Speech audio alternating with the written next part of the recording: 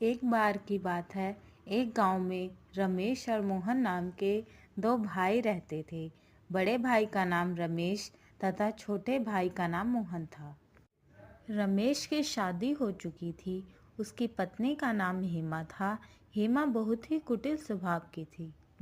वह हमेशा अपने पति से मोहन की बुराई करती रहती थी, लेकिन मोहन बहुत ही अच्छे स्वभाव का था। वह हमेशा ज़रूरतमंद लोगों की मदद करता था। वह जंगल में रहने वाले एक साधु को रोज़ फल व सब्जियां देने जाता था। एक बार की बात है, गांव में कई महीने तक बारिश न होने के कारण खेतों में सूखा पड़ जाता है, जिसके कारण खेतों में कोई फसल नहीं हो पाती है। फसल न होने के कारण उनके घर में अनाज की तंगी हो जाती है। एक दिन रमेश की पत्नी रमेश से कहती है, हमारे पास अब अधिक अनाज नहीं बचा है, जो था वो खत्म हो चुका है। इतना ही अनाज बचा हुआ है। इतने अनाज में हम तीनों का गुजारा कैसे होगा? दूसरी फसल तैयार होने में अभी कई महीने लग जाएंगे। क्यों ना हम मोहन को अलग कर दें, जिससे हमारा गुजारा आराम से हो जाएगा। फिर रमेश हेमा से कहता है, तुम सही कह रही हो। हमें मोहन को अलग कर देना चाहिए ताकि हम अपना गुजारा कर सकें। फिर वह मोहन को आवाज़ देता है। फिर उसकी पत्नी बताती है, मोहन घर पर नहीं है, वह कहीं बाहर गया है। लेकिन मोहन साधु के पास गया था। जब मोहन घर वापस लौटता है, तब घर पहुंचकर रमेश की पत्नी से कुछ खाने को मांगता है। तब उसकी पत्नी कहती है, आज कुछ खाने को नहीं है। जो अनाज था वो खत्म हो चुका है। अब मैं खाना कहाँ से लाऊं? तब तक वहां रमेश आ जाता है। फिर रमेश मोहन से कहता है, अब अनाज नहीं बचा है और ना ही इस बार फसल हुई है, इसलिए तुम्हें खुद अपने खाने का इंतजाम करना होगा। मैं तुम्हें पुराना वाला खेत देता हूँ, तुम उसमें अपना गुजारा करो। और ये घर भी मैंने बनवाया है, इसलिए तुम यहाँ नहीं रह सकते। रमेश की ये सारी बातें सुनकर मोहन बहुत दुखी हो जाता है और वहां से चला जाता है।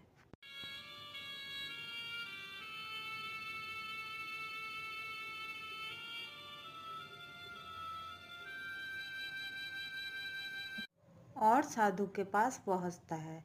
फिर उसे सारी बात बताता है। आज के बाद मैं आपके लिए कुछ नहीं ला पाऊँगा, क्योंकि मेरे पास खुद कुछ खाने को नहीं है और मुझे बहुत तेज़ भूख भी लगी है।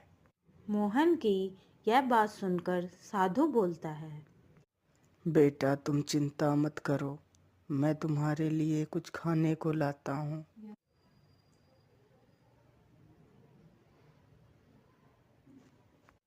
फिर साधु उसे कुछ खाने को देता है और मोहन खाना खा लेता है।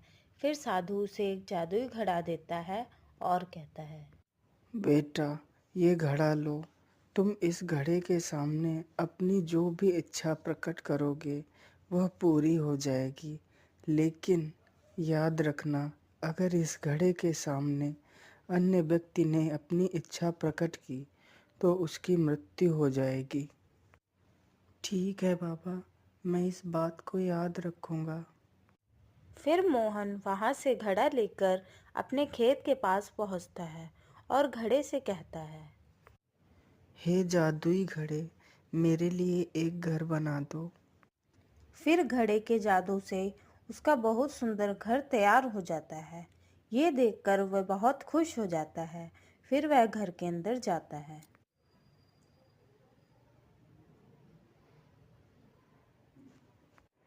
फिर रात को मोहन घड़े से कहता है, हे जादुई घड़े, मुझे बहुत तेज भूख लगी है, मुझे कुछ खाने को दे दो।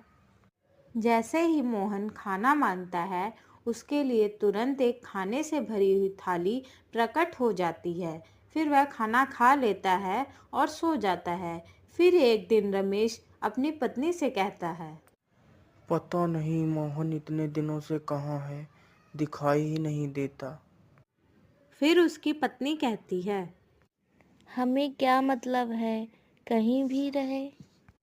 फिर एक दिन रमेश को गांव का एक व्यक्ति बताता है कि मोहन पुराने खेत में रहता है और उसने वहां एक बहुत अच्छा घर बनवा रखा है और वह बहुत अमीर हो गया है। यह सुनकर रमेश चौंक जाता है और वहां से चला जाता है। घर पहुंचकर अपनी पत्नी को सारी बात बताता है।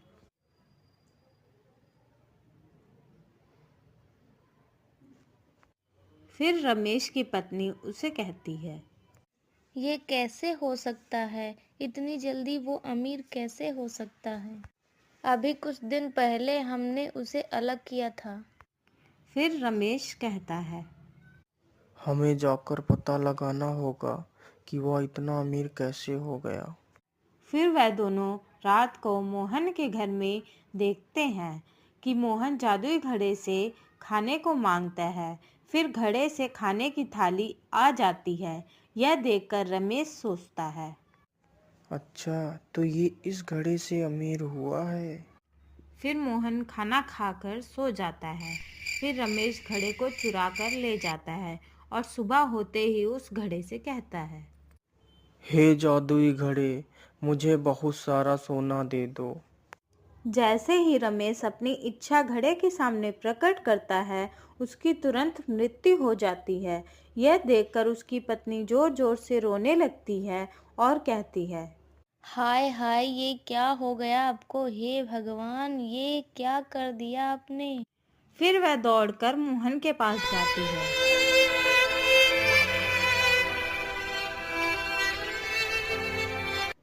मोहन, ओ मोहन, सुनो। फिर मोहन देखता है कि रमेश की पत्नी उसे आवाज दे रही है।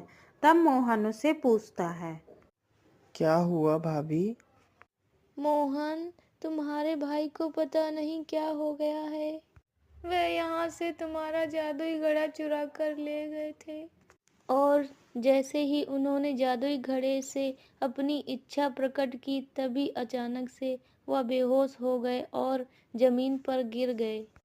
यह सुनते ही रमेश दौड़कर साधु के पास जाता है और साधु से सारी बात बताता है। फिर साधु उसे बताता है, जल्दी जाओ बेटा और उस घड़े को अपने हाथों से तोड़ दो। यह सुनकर मोहन दौड़कर वहां पहुंचता है और जल्दी से घड़े को उठाकर जमीन पर पटक देता है, जिससे घड़ा टूट जाता है। घड़े के टूटते ही रमेश जीवित हो जाता है और वह मोहन से कहता है, मोहन, मैंने तुम्हें घर से बेघर कर दिया, लेकिन फिर भी तुमने मेरी जान बचाई। मुझे माफ कर दो मेरे भाई। फिर वह तीनों हंसी खुशी साथ में रहने